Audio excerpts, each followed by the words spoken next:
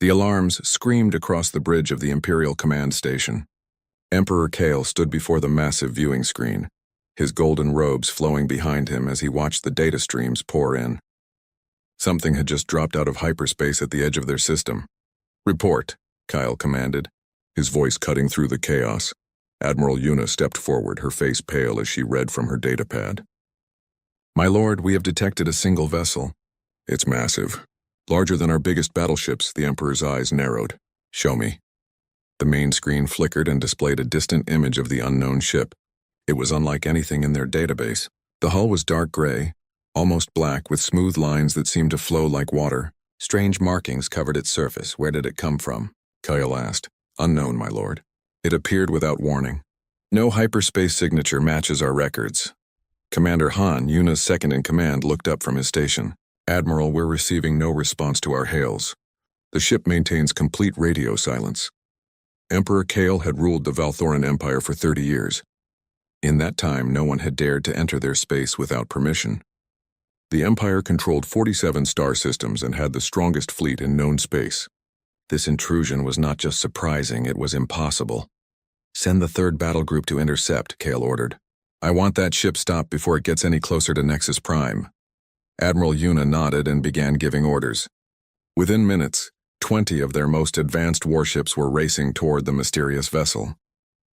Each ship carried enough firepower to destroy a small moon. On the bridge of the unknown ship, Captain Dong stood quietly watching the approaching Imperial fleet. His dark eyes showed no emotion as he studied the tactical display. The bridge around him was clean and efficient, with soft blue lights casting shadows on the walls. "Captain," said Leah, his tactical officer, "the Imperial ships are taking attack positions. They're demanding we stop and surrender." Dong remained silent for a moment. Behind him, his crew worked at their stations with calm precision. These were not panicked soldiers. They were professionals who had trained for this moment their entire lives. "Continue our approach," Dong finally said. "Maintain current speed." "Sir, they're powering weapons," Leah reported. "Let them." The massive ship continued its steady journey toward the capital world. It did not speed up. It did not slow down. It simply moved forward like nothing could stop it. Back on the command station, Emperor Kale watched the standoff with growing anger. Why aren't they responding? Who are they? Dr. Bay, the Empire's chief scientist, had been running scans on the unknown vessel. His findings made his hands shake as he approached the Emperor. "My lord," Dr. Bay said carefully, "I've analyzed the ship's hull markings.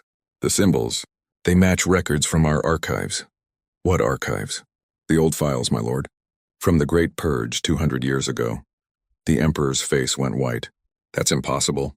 We destroyed them all." "The markings are Terran, my lord." Human. A deadly silence fell over the bridge. Every officer present knew the story of the Great Purge. The humans had been a troublesome species that refused to bow to Imperial rule. They had been wiped out completely. Every world burned. Every ship destroyed. It was one of the Empire's greatest victories. "Humans are extinct," Kale said through gritted teeth. "We made sure of that." "Perhaps not all of them, my lord." Admiral Yuna felt a chill run down her spine. She remembered the stories her grandfather had told her about the war against the humans. They had been fierce fighters, never giving up even when facing impossible odds. But they had been primitive compared to the Empire's technology. "Admiral," Commander Han called out, "the third battle group is in position. They're requesting permission to fire." Yuna looked at the Emperor, who nodded grimly. "Tell them to disable the ship. I want answers." The Imperial warships opened fire with precision weapons designed to knock out engines and weapon systems. Bright energy beams lanced through space toward the dark ship. Every beam struck the vessel's hull. Every beam was absorbed harmlessly by invisible shields that shimmered briefly before fading. "Impossible," whispered Commander Han. The human ship had not even slowed down. It continued its approach as if nothing had happened. The Imperial weapons, the most advanced in known space, had done absolutely nothing. Captain Dong smiled slightly as he watched the Imperial fleet's confused response to their failed attack. "Leah, open a channel to the Imperial command. Channel open." "Sir." Dong's image appeared on the main screen of the Imperial command station. He was a man of middle years with calm, intelligent eyes. He wore a simple uniform without decoration. When he spoke, his voice was quiet but carried absolute authority. I am Captain Dong of the Terran Coalition ship Retribution. We have come to collect what you owe us. Emperor Kale stepped forward, his face red with rage. You dare threaten the Valthoran Empire? We destroyed your pathetic species centuries ago. No, Dong replied calmly. You enslaved our people. You took our children. You stole our worlds. But you did not destroy us. We have been waiting. We have been preparing. And now we have returned. The transmission ended, leaving the Imperial bridge in stunned silence. Admiral Yuna stared at the screen where the human captain's face had been. Something about his eyes had disturbed her deeply. They were not the eyes of a conqueror or a madman. They were the eyes of someone seeking justice. My lord, she said quietly, if they survived all this time, if they've had 200 years to prepare, silence. Kale snapped. One ship cannot threaten our entire empire. Send the entire Fifth Fleet. Destroy that vessel immediately. But even as he gave the order, the Emperor felt a cold fear growing in his chest. The human ship was still approaching Nexus Prime. Its weapons were still unknown, and somewhere in the back of his mind, he remembered old stories about human stubbornness and their refusal to surrender. On the Retribution, Captain Dong watched the Imperial fleet scrambling to position more ships in their path. He had known this moment would come. Every human aboard his ship had dreamed of it. Their ancestors had died for this chance. Leah, how long until we reach optimal position? 6 hours, Captain. And the other ships? Standing by, sir. Waiting for your signal, Dong nodded. The Empire thought they faced one ship. They had no idea what was really coming for them. The Retribution continued its steady approach toward the heart of the Empire that had tried to destroy humanity. Behind its dark hull, revenge waited patiently for the right moment to strike. The Fifth Fleet moved into position around the human ship like hunters surrounding dangerous prey. Admiral Yuna stood on the bridge of her flagship, watching the tactical display with growing unease. 200 ships now surrounded the single human vessel, yet something felt terribly wrong. Admiral, Commander Han reported, all ships are in position. We have the alien vessel completely surrounded. Yuna nodded but kept studying the enemy ship. Its design was unlike anything she had ever seen. The hull seemed to absorb light rather than reflect it. No visible weapons ports, no obvious weak points. It was as if the ship had been designed by minds that thought completely differently from their own. Scan results? She asked. That's the problem, Admiral. Our scanners can barely penetrate their hull. Whatever material they're using, it's not in our database. The ship appears to be roughly 3 kilometers long, but we can't determine crew size or internal layout. 3 kilometers. That made it larger than their biggest dreadnoughts, yet it moved through space with a grace that defied its massive size. Emperor Kale's voice crackled over the communication system. Admiral Yuna, you have permission to destroy that ship. Use whatever force necessary. Yuna hesitated. Something about the human captain's words bothered her. We have come to collect what you owe us. What could that mean?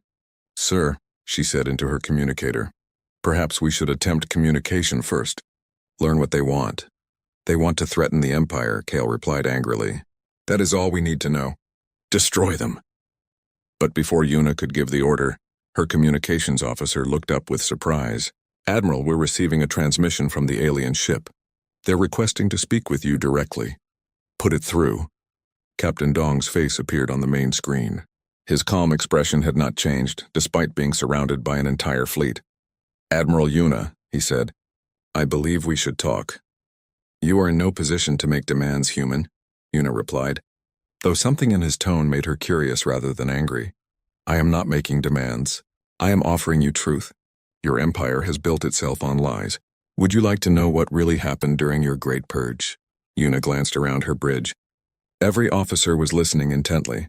Stories of the Great Purge were taught in every Imperial school, but they were always brief. The humans had refused to submit. They had been destroyed. End of story. Speak, Yuna said. Dong's image was replaced by a data stream. Names began scrolling across the screen. Thousands of them, then tens of thousands. All human names with dates and locations. These are the records of humans taken during your Great Purge, Dong explained. Not killed, taken. Children separated from parents. Adults forced into labor camps. Entire families shipped to work in your mines and factories. Commander Han stepped closer to the screen.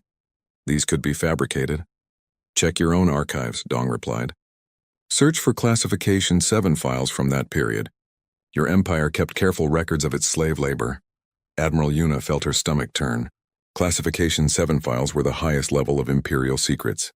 She had never seen any, but she knew they existed. Even if this is true, she said carefully, that was 200 years ago. What do you want now? Justice. Return of our people. Recognition of our suffering. And reparations for what was stolen from us. Impossible. The Empire will listen, Dong interrupted, his voice growing hard for the first time. Because you have no choice. Yuna was about to respond when her sensor officer called out in alarm. Admiral, we're detecting power fluctuations throughout their ship. Energy readings are off our scale. On the screen, Captain Dong smiled slightly. Admiral, your ships are brave, but they are also very fragile. I suggest you pull them back to a safe distance. Are you threatening us? I am offering you a demonstration. Before Yuna could respond, the human ship began to glow. A soft blue light spread across its hull, growing brighter by the second. Every Imperial sensor array screamed warnings as energy readings climbed beyond anything they had ever recorded. All ships pull back, Yuna ordered. Emergency retreat! The Imperial fleet scattered as the human ship's glow reached blinding intensity. Then, suddenly the light focused into a single beam that lanced out toward the system's edge. The target was a small, dead moon that orbited the outermost planet. The beam struck the moon and held steady for exactly 3 seconds. When the light faded, the moon was gone. Not destroyed, completely disintegrated. Where a celestial body had existed for millions of years, there was now only empty space and scattered dust. The silence on Admiral Yuna's bridge was complete. Every officer stared at their instruments, unable to believe what they had just witnessed. Impossible, whispered Commander Han. The energy required for that, it would take our entire fleet working together for hours. And they did it in 3 seconds, Yuna said quietly. Captain Dong reappeared on the screen. His ship had returned to its normal dark appearance, but everyone now knew what power lay hidden beneath that innocent-looking hull.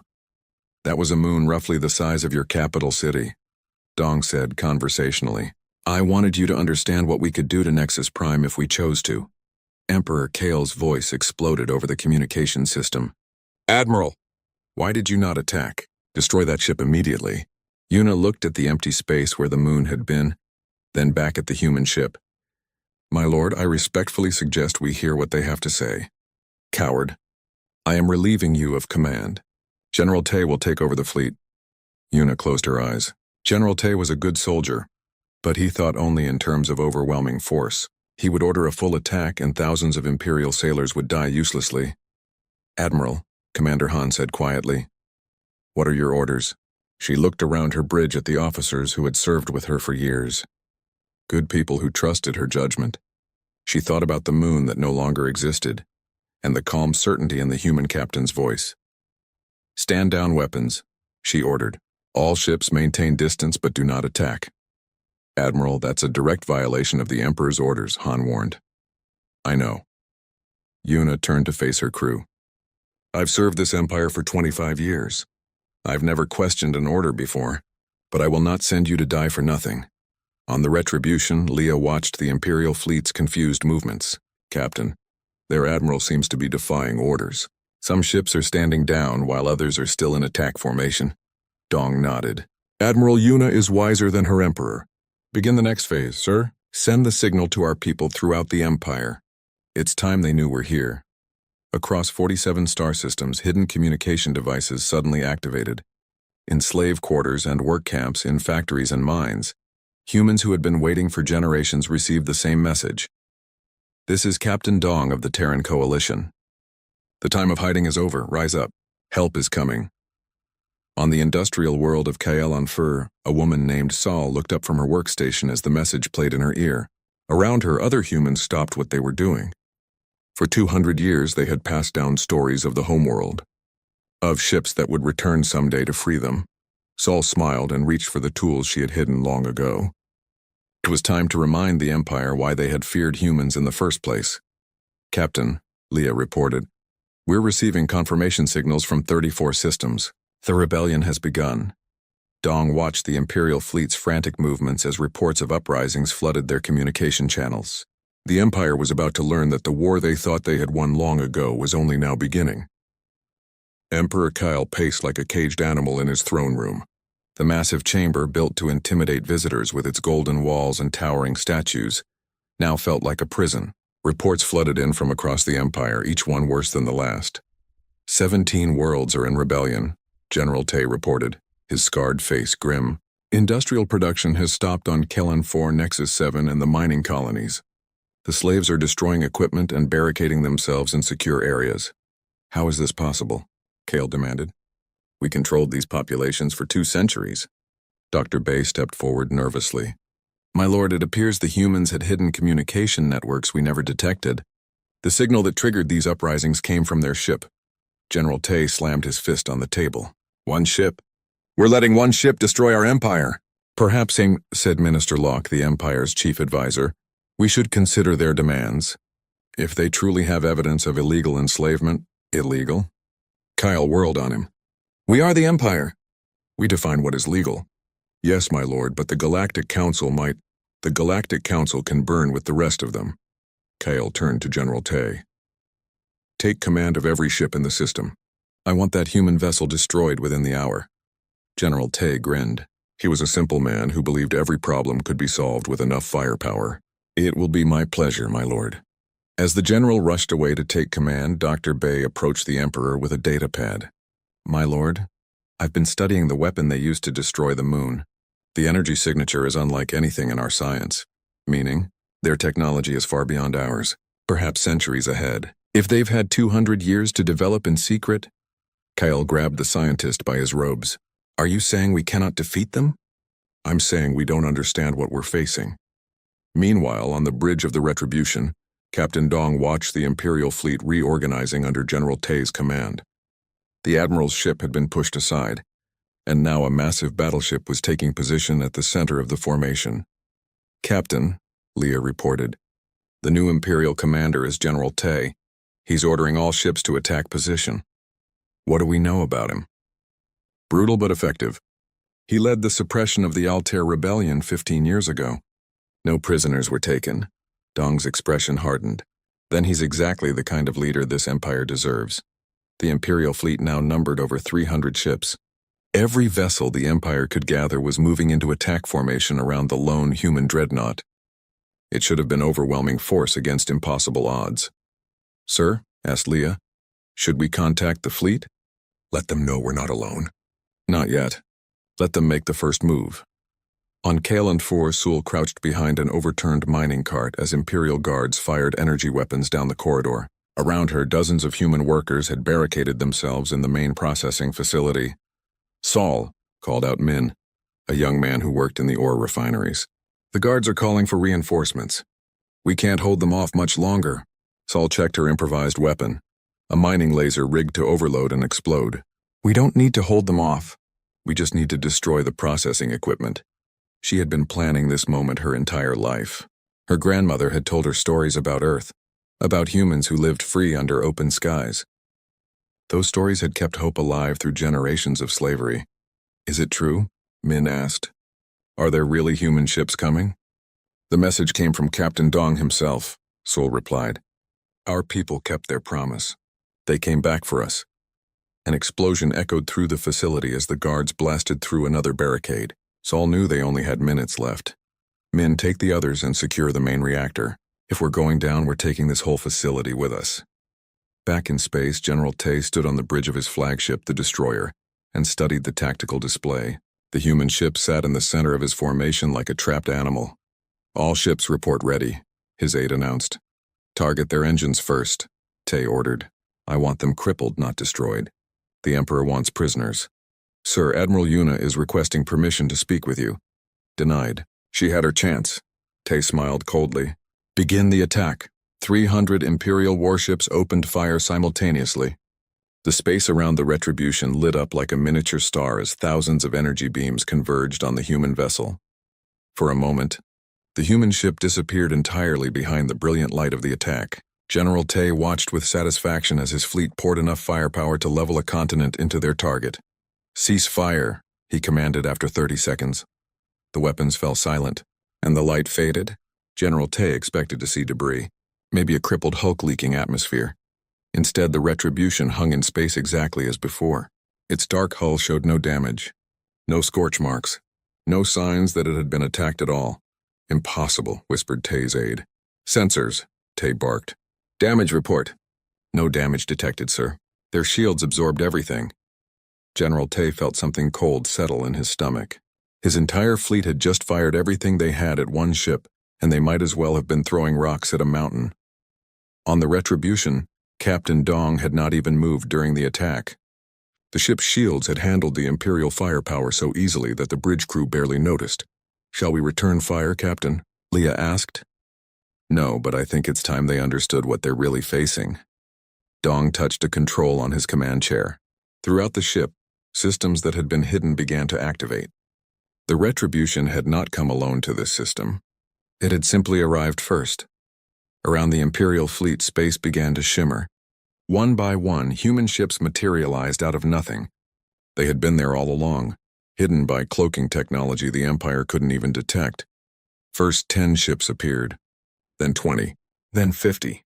Within minutes, over 100 human vessels surrounded the Imperial fleet. Each one was as advanced as the Retribution, bristling with weapons the Empire had never seen. General Tay stared at his tactical display in horror. His fleet was now outnumbered and outgunned by an enemy with technology far beyond their understanding.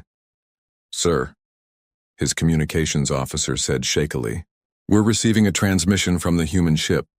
Captain Dong's face appeared on the main screen. His calm expression had not changed, but his eyes now held the promise of judgment. General Tay, Dong said quietly, you have one chance to surrender. Order your ships to stand down and we will show mercy. Never, Tay snarled. The Valthuran Empire does not surrender to anyone. Then you have chosen poorly. The transmission ended. Around the Imperial fleet, the human ships began to move into attack formation. Their weapons powered up with the same blue glow that had destroyed the moon. On Kellan IV, Sewell heard the guards breaking through the final barricade. She closed her eyes and thought about the stars her grandmother had described.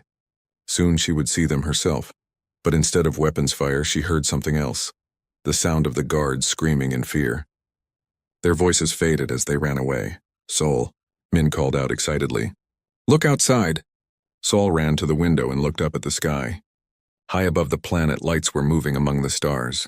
Ships were fighting, and for the first time in her life, the humans were winning. They came, she whispered. They really came. In space above, the liberation of humanity had begun. The first human ship to fire was the TCS Vengeance, commanded by Jin. Her target was General Tay's flagship, the massive dreadnought that had led the attack on the Retribution. The blue energy beam struck the Imperial ship's shields and tore through them like paper, but the beam didn't destroy the ship. Instead, it shut down every system aboard. Lights went dark. Engines died. Weapons powered down. The mighty destroyer became a floating piece of metal in seconds. Precise targeting, Captain Dong said approvingly as he watched the battle unfold. Disable, don't destroy. We're not here for revenge, we're here for justice. Across the battlefield, the human fleet moved with deadly efficiency. Each ship targeted Imperial vessels with surgical precision. Engines were disabled. Weapon systems were fried. Life support was left untouched. The message was clear: surrender and live. Fight and be left helpless in space.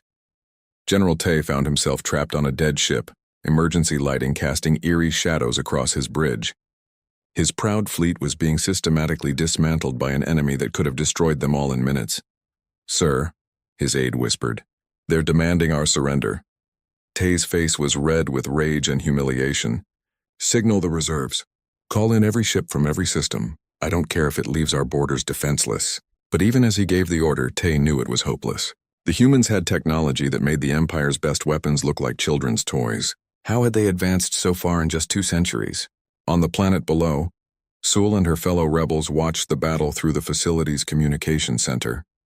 Imperial news broadcasts were in chaos as reporters struggled to understand what was happening. This is incredible, Min said, staring at the tactical display. Look how they move. Like they're dancing instead of fighting, Sewell nodded. The human ships flowed through space with a grace she had never seen in Imperial vessels. They seemed to anticipate each attack before it happened. "Attention all humans on Kellenfur," a voice suddenly spoke from the communication system. "This is Commander May of the TCS Liberation. Imperial forces on your world are surrendering.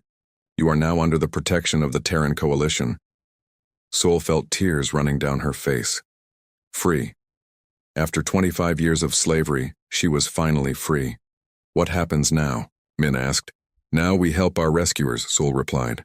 "There are still millions of our people scattered across the Empire. The work isn't finished." In the Imperial Palace on Nexus Prime, Emperor Kale watched his empire crumble in real time. Reports flooded in from every corner of his territory. Human uprisings were spreading like wildfire. His fleets were being defeated wherever they encountered the mysterious human ships. "My lord," Minister Locke said carefully, "perhaps it's time to consider negotiations." "Negotiations?" Kale laughed bitterly. "What do we have to negotiate with? They've demonstrated they can destroy us whenever they choose." Dr. Bay stepped forward with another report.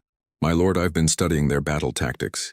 They're not trying to conquer us. Every attack has been precisely calculated to disable rather than destroy, meaning they could have wiped out our entire fleet in minutes. Instead, they're giving us chances to surrender.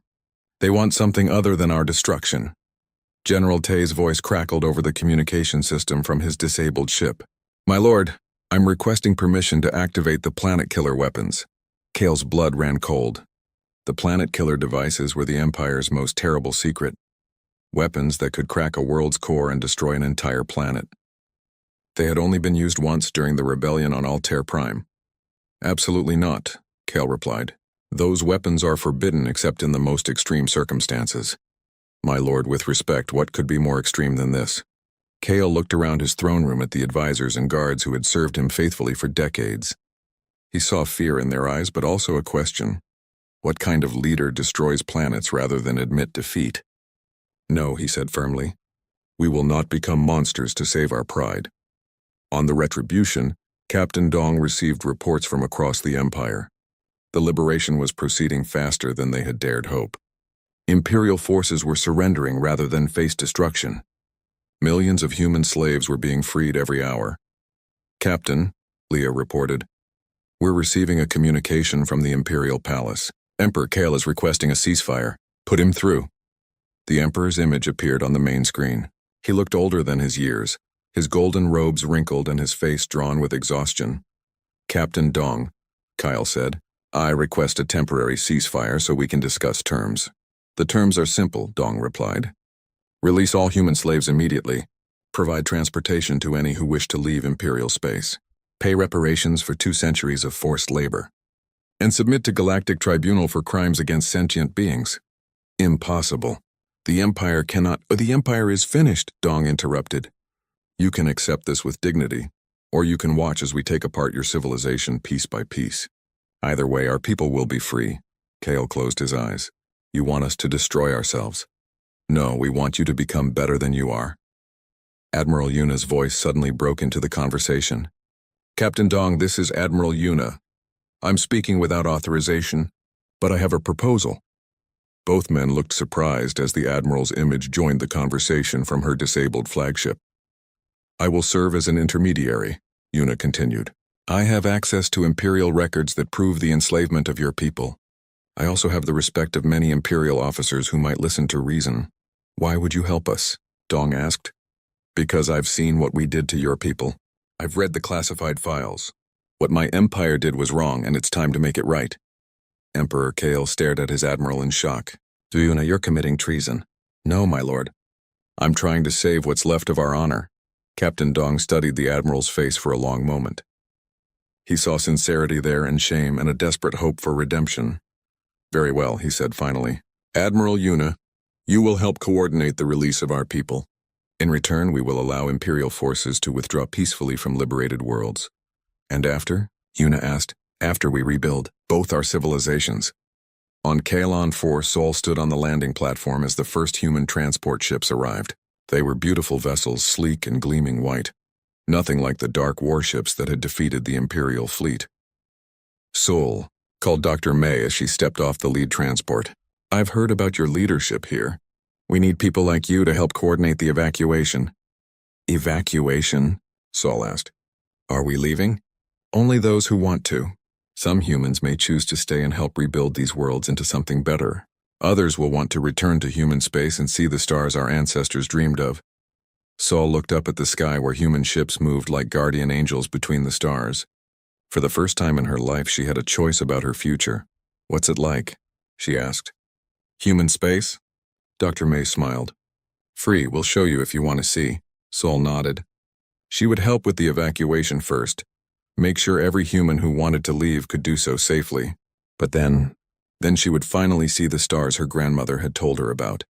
The empire that had enslaved humanity for 2 centuries was falling apart, but something better was rising to take its place. The age of human freedom had begun. 3 weeks after the first battle, the Valthoran Empire was a shadow of its former self. On 47 worlds, humans walked free for the first time in 2 centuries. Imperial governors had fled or surrendered. The great slave camps that had powered the Empire's economy stood empty. Admiral Yuna stood in the conference room aboard the Retribution, surrounded by maps showing the liberation progress. Across from her, Captain Dong reviewed reports from the Coalition fleet commanders. Sector 7 is completely secure, reported Commander Jin via hologram. The last Imperial garrison surrendered this morning. We've evacuated over 2 million humans from the mining colonies. Excellent work, Dong replied. Any resistance? Minimal. Most Imperial forces are more interested in getting home alive than fighting a war they can't win. Admiral Yuna looked up from her datapad.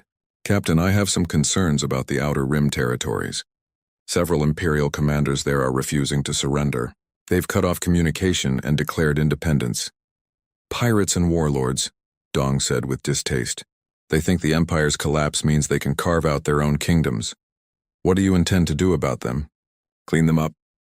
One by one, if necessary. Dr. Bay, who had requested permission to study aboard the human ship, raised his hand nervously. Captain, if I may ask, how many ships do you really have? Dong smiled slightly. Enough. But surely there must be limits to your resources. The Empire spanned nearly 50 systems. How can you patrol and protect such a vast area? Dr. Bay, you're thinking like someone who wants to control territory. We're not here to rule. We're here to free our people and ensure they stay free. Leah, monitoring communications from her station, looked up with concern. Captain, we're receiving an emergency signal from the Bright Star system. The Imperial garrison there has taken human civilians hostage. Dong's expression hardened. Details. Commander Pax has barricaded himself in the planetary capital with approximately 10,000 human civilians. He's demanding safe passage off-world in exchange for their release. Admiral Yuna felt her stomach turn. She knew Commander Pax by reputation. A brutal man who had earned his rank through violence and intimidation. Captain, she said, Pax is unstable. If he feels cornered, he'll kill those civilians rather than surrender. Then we won't corner him. Dong turned to Leah. Signal the fleet. I want 3 ships to the Bright Star system immediately. And prepare my shuttle, sir. Leah looked confused. Your shuttle? I'm going to talk to him personally. Captain, that's extremely dangerous. Admiral Yuna protested. Pax won't negotiate in good faith. Maybe not. But those civilians don't deserve to die because of his cowardice. On the Bright Star colony, Commander Pax paced frantically around the government building he had turned into a fortress. Through the windows, he could see human civilians huddled in the central courtyard, guarded by his remaining soldiers.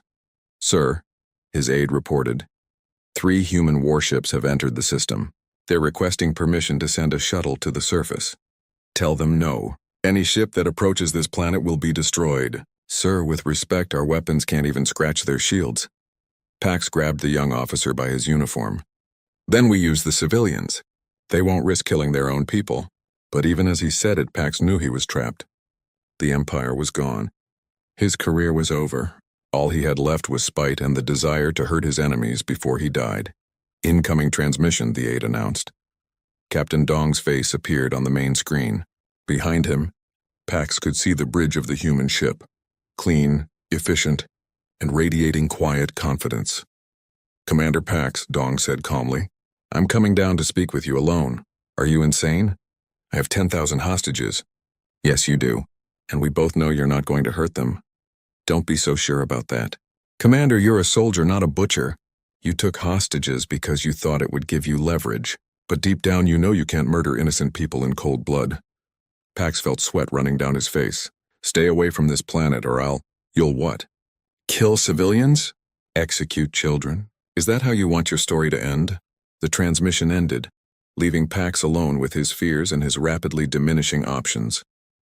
An hour later, a small shuttle descended through the atmosphere toward the government building. Pax watched it land in the courtyard, just meters away from the hostages.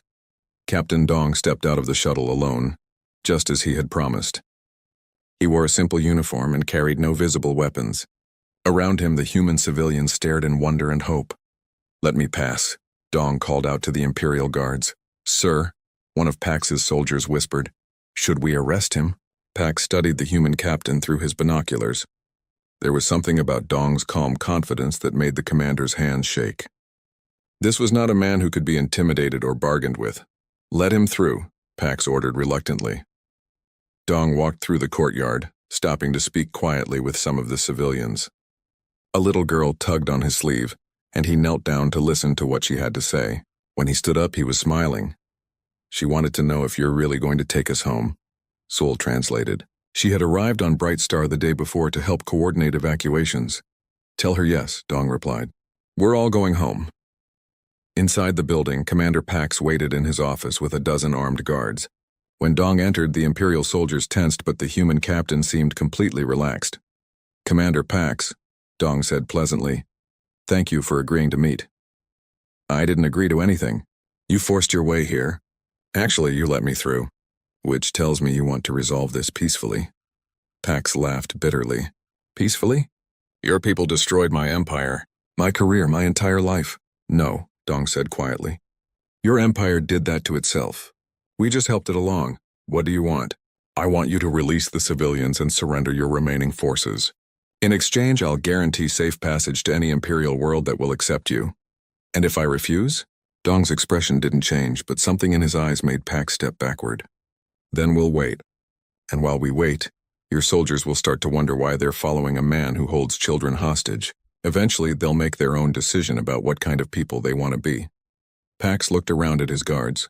Several of them were already looking uncomfortable. They had signed up to be soldiers, not kidnappers. "Think about it," Dong continued. "In a few hours, this will all be over. Those civilians will be free. Your soldiers will either be prisoners or refugees. The only question is whether you'll be remembered as someone who chose honor in the end, or someone who threatened children because he was afraid." Commander Pax closed his eyes. Outside, he could hear the voices of the hostages, humans talking quietly among themselves, parents comforting their children, people who had survived 2 centuries of slavery and now dared to hope for freedom. When he opened his eyes again, Captain Dong was still watching him with that same calm, patient expression. "If I surrender," Pax asked quietly, "what happens to my men? Those who want to return to Imperial space can do so. Those who want to start over somewhere else will be given that chance. And me? You'll face trial for your actions during the war. But you'll be treated fairly." Pax looked out the window at the civilians in the courtyard. Many of them were looking up at the building, fear and hope warring in their faces. "Damn you," he whispered. "Commander?" Pax turned to his aide. "Signal all units. We're standing down." The last act of resistance in the Bright Star system ended not with violence, but with a broken man finally finding his conscience. As Imperial soldiers laid down their weapons and the hostages walked free, Captain Dong stood in the courtyard and watched families reunite. "Sir," Sol approached him, "there's something you should know. The little girl you spoke to earlier, her name is Lee. She was born in the slave camps, but her grandmother told her stories about Earth. She wants to become a starship captain like you." Dong smiled and looked around at the celebrating humans. "Then we'd better make sure she has stars to explore." The liberation of the Valthoran Empire was nearly complete. But the real work, building a better future, was just beginning.